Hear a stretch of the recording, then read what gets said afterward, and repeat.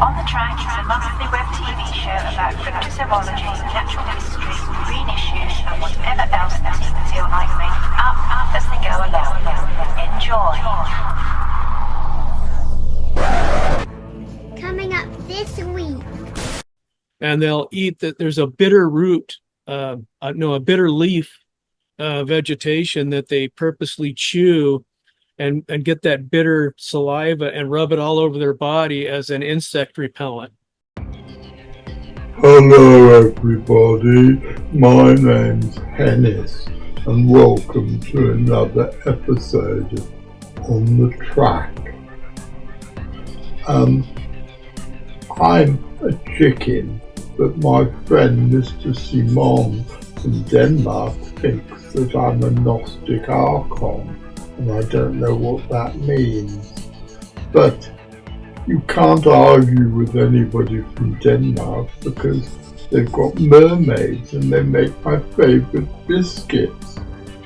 So maybe I should be a Gnostic Archon, whatever that means. Well, Hennis, if the secret ruler of 365 levels is indeed an anthropomorphic chicken who is mainly motivated by biscuits, I think that would explain the modern world very well. Tell me what's in today's episode, Mr. John. Well, Hennis, this week we go back for the second part of our conversation with Ray Harwood about his latest potential breakthrough in the hunt for Bigfoot. Enjoy. I really like the old credits.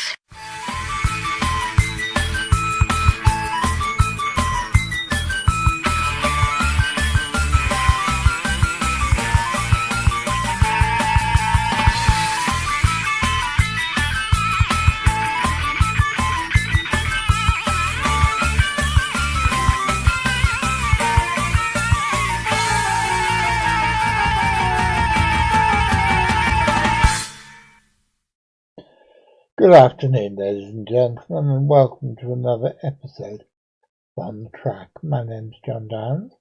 I'm the director of the Centre for Fortean Zoology.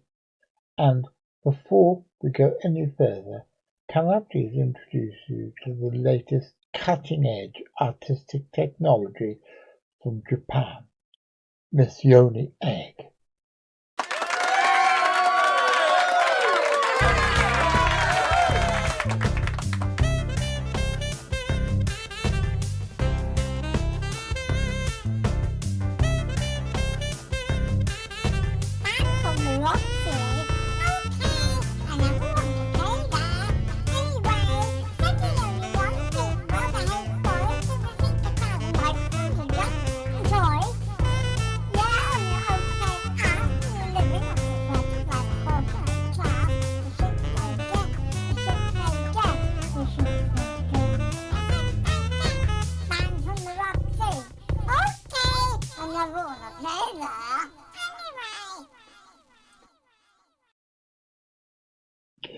Thank you, Miss Egg. That was totally delightful. Now, as I think I just said, my name's John Downs. I'm the director of an organisation called the Centre for Fortean Zoology, which is the English-speaking world's longest-running, as far as we're aware, largest, and we like to think the best mystery animal research group. And every Saturday afternoon we bring you this show, On the Track.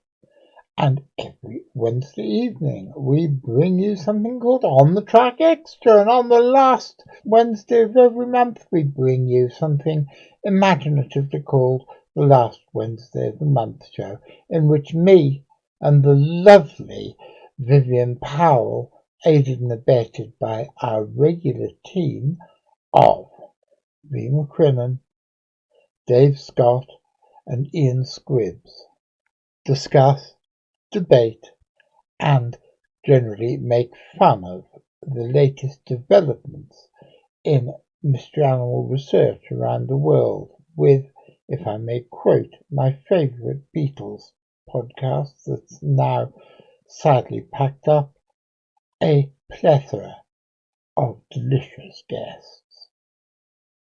Now, I've told you when the shows are, but what are they? Well, they are a mixture, a melange, a muddle, and I can't think. Lauren, what else begins with M? Marshmallows, of course. Thank you, honey. I can work with that. Yes, Lauren is completely and utterly correct, as she usually is. We are a marshmallow of the show, which means we're delicious whether you have us toasted or whether you eat us straight out of the packet, and we're the sort of thing that you have to have more and more and more of, even though you might feel sick at the end of it. And of course, we, like marshmallows, are one of the great inventions of the modern age.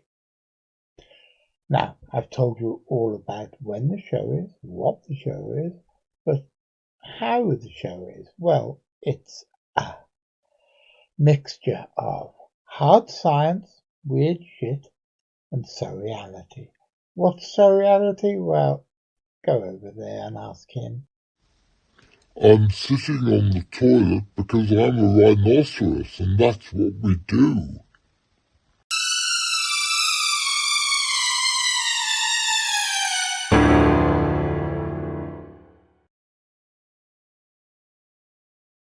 Why the hell hasn't anybody thought of this before? It seems so obvious, but it's a brilliant idea. I think Because everyone's seen that movie. Yeah. I think that's a fantastic idea. And the fact that you've got one very promising sample, so I think that's fantastic. Right. Well, the interesting thing though is, like, say you have human DNA, but it's degraded, then it would probably go into unknown simian. You know what I mean? So there's problematic areas, but that's just because no one's really concentrated on this. And when they're collecting these blood meal analysis, they're usually looking for diseases. Hematologists, I think they got him. I can't remember the name of the scientist, but it's the doctors that study the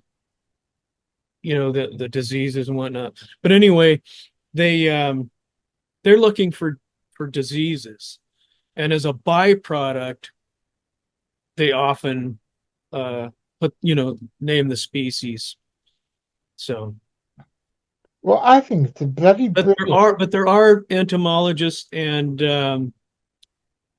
ecologists and whatnot that are looking for endangered species that are using that to identify existence of an endangered species in an area. So that would be what you and I would be interested in.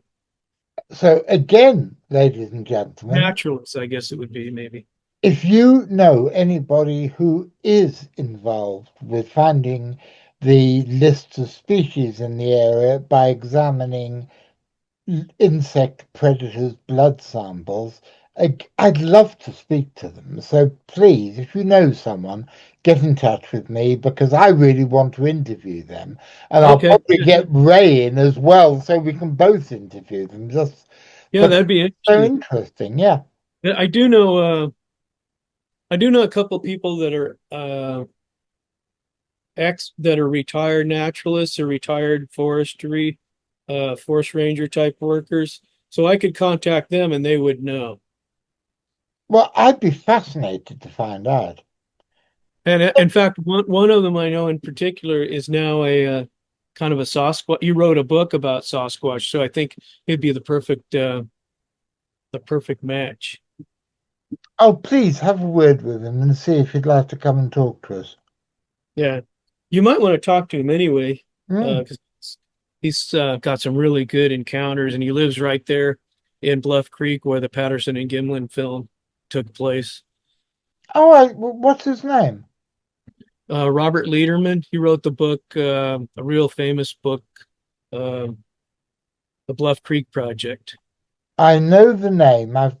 I have to admit I've not read the book, but I do He's know. got some really, really interesting information and stories and whatnot. And he knows a lot of really famous researchers, and he was involved in the discovery of the film site, the actual film site where they filmed Patterson and Gilman filmed in '67. So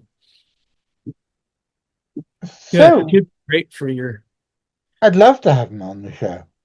yeah, that'd be great. And then he So, might be able to lead us into the entomology type blood meal analysis data. I mean, there's data available, but it would be nice to get something that was specifically looking for endangered species.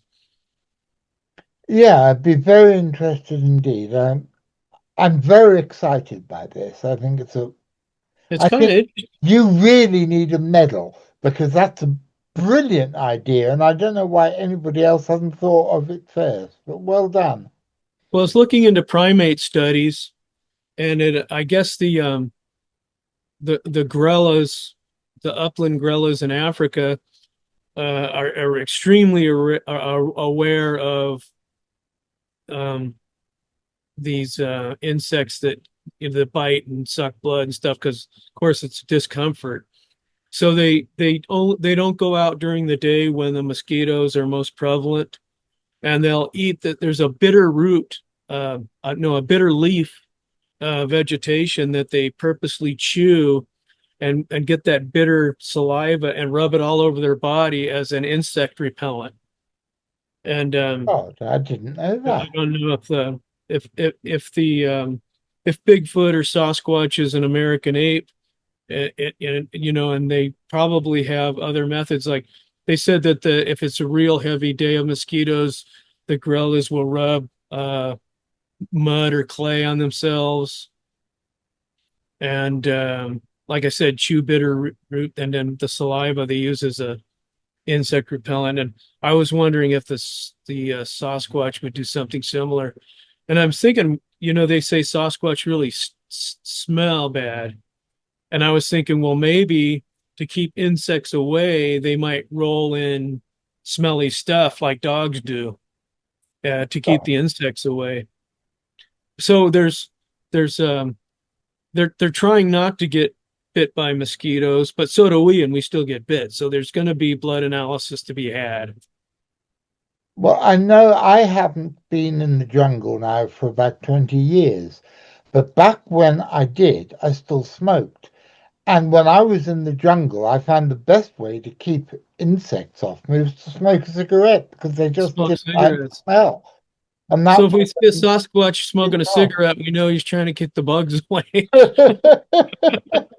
if you got a Sasquatch smoking a cigarette, that would open so many cans of worms, I wouldn't even know where to start trying to analyze it.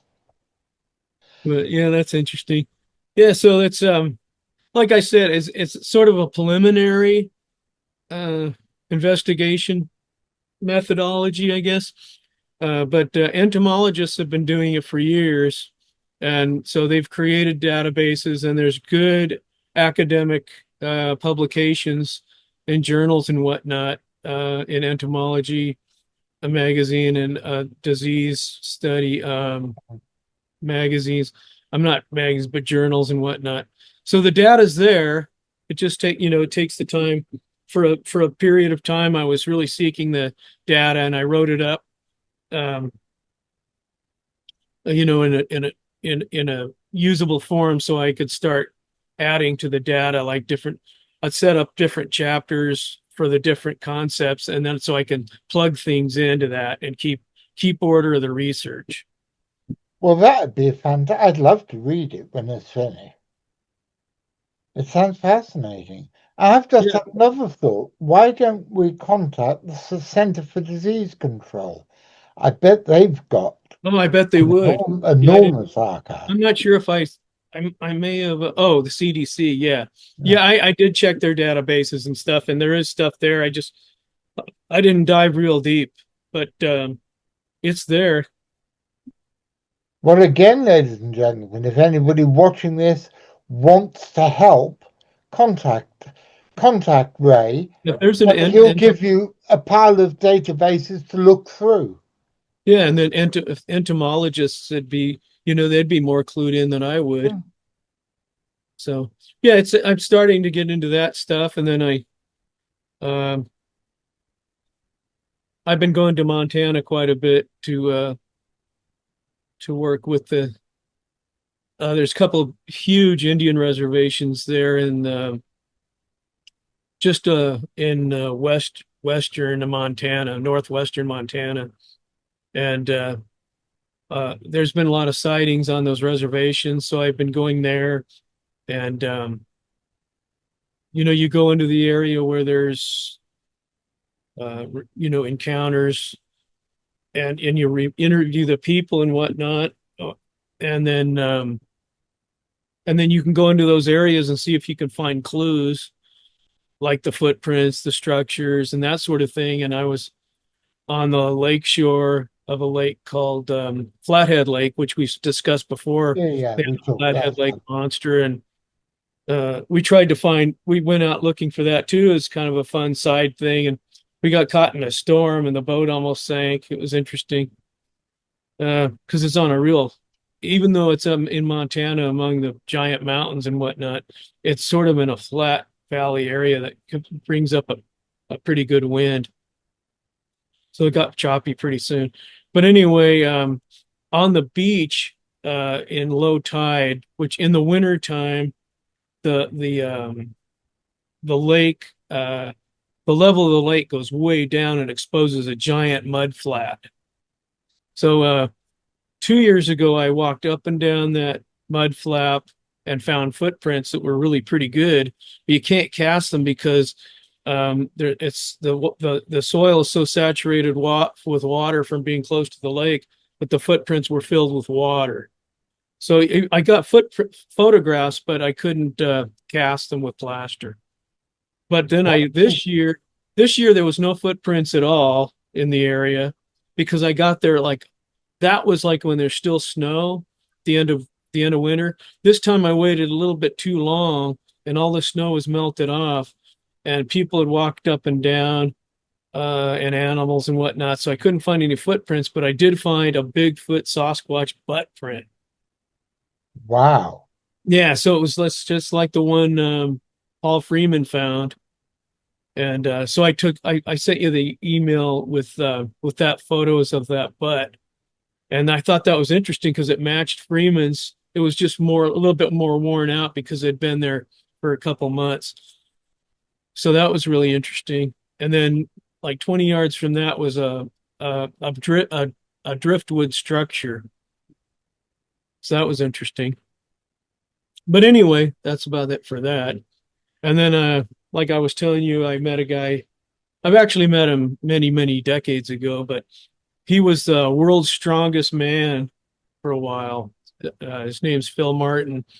And he had some surgery, and they found out his internal organs and stuff was variant from like the average person. And that's why he was able to get so strong. And I personally saw him. A guy got stuck in the riverbed. I can't remember. It was like a Honda Civic. And he just went over there, picked up the car and walked it over and put it on the shore. And then I was like, yeah, it's like 25 years ago. And anyway, then, but because of his variant structure inside, he's able to speak exactly like a Sasquatch.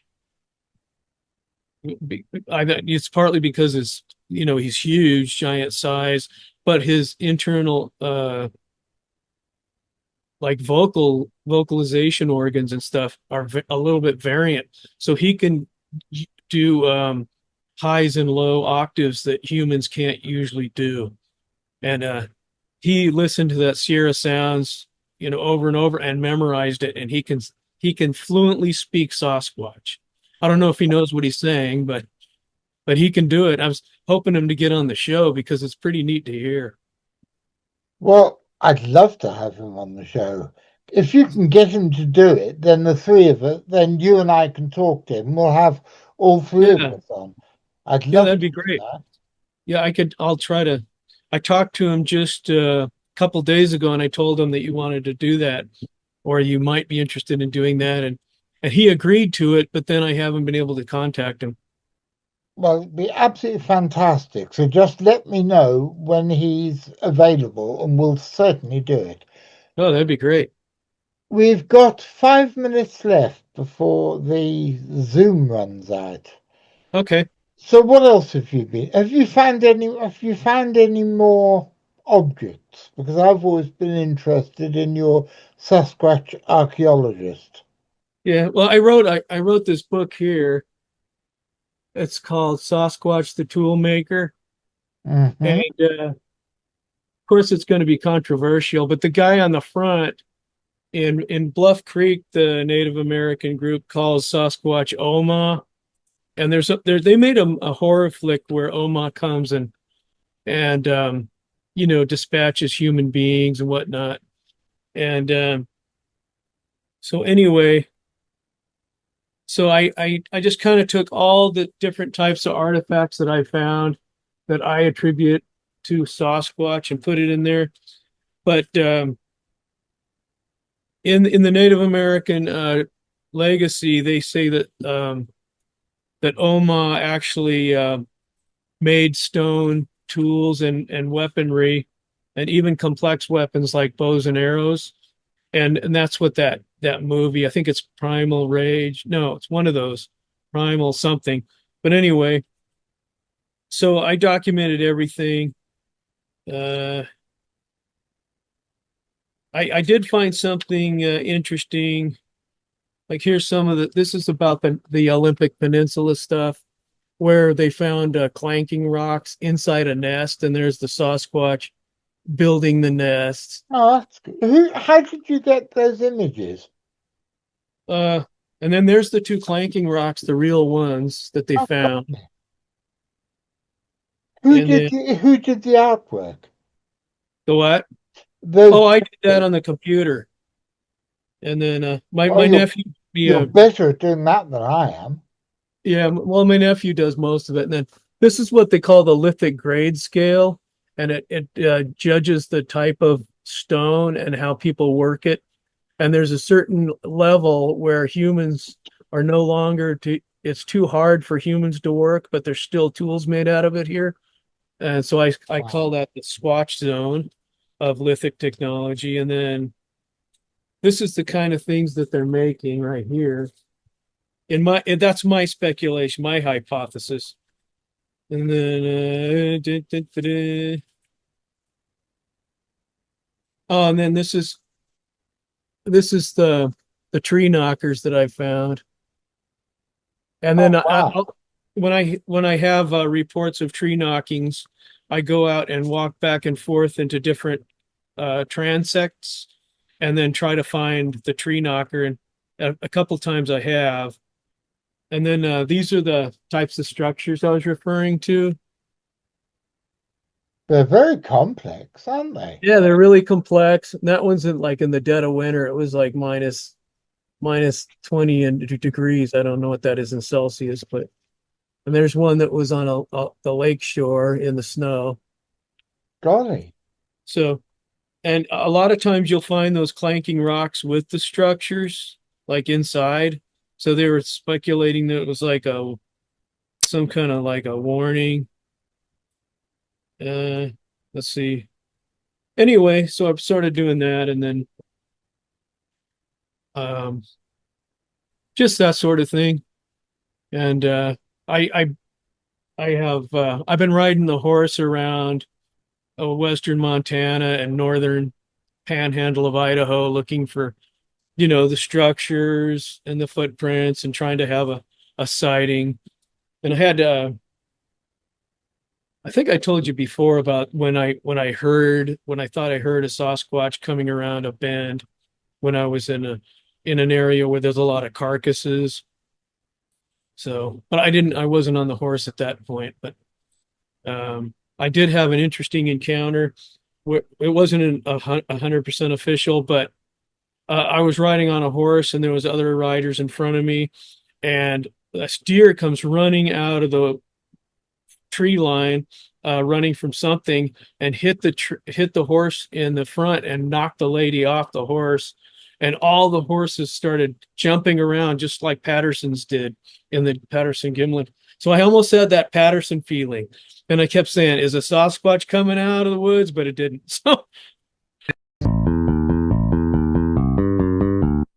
if you want to support us and help us make more content like these, please press like, subscribe, follow our Facebook page, and check out our Patreon. And as the ghost of Joe Strummer, who's an ever more regular visitor to my little studio, says, don't forget to ring the notification bell, otherwise you'll miss the new episodes. And that would be an awful pity, wouldn't it? If you've been affected by any of the topics in today's episode, you can just bugger off, because we don't give a monkeys. Bloody well get a grip. Sort your own bloody problems out rather than ringing up somewhere. That was a public information film. And that, ladies and gentlemen, is it for this episode. I hope you enjoyed it. I want to say a big thank you to my special guest, Ray Harwood, and we will be seeing him again very soon. If there is anybody out there who wants to help him with the research, please get in touch with me and I'll put you in touch with him. I also want to say a big thank you to my producer, Louis, and to V and Richard and Graham and the lovely Guinevere, but for whom none of this stuff would ever get done. I'm going to be back next week. What am I doing next week? Well, I'm not 100% certain, but I think it's very likely that we'll see the return of the lovely Ian Scribbs by popular demand.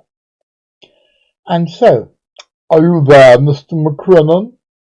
If you're there, Mr. McCrinnan, and I'm there doing all the gubbins I usually do on a Saturday afternoon, which means I do the notifications and the live chat and the emails, and I make sure that the show notes and the thumbnails are correct, then I sit, watch the show, and converse with everybody else who's doing the same, and then, admittedly, I go to sleep, because I'm an old man and I like my afternoon nap. But assuming I'm there doing all this stuff, Mr. McCrinnan, and you're there watching, then I most certainly will be seeing you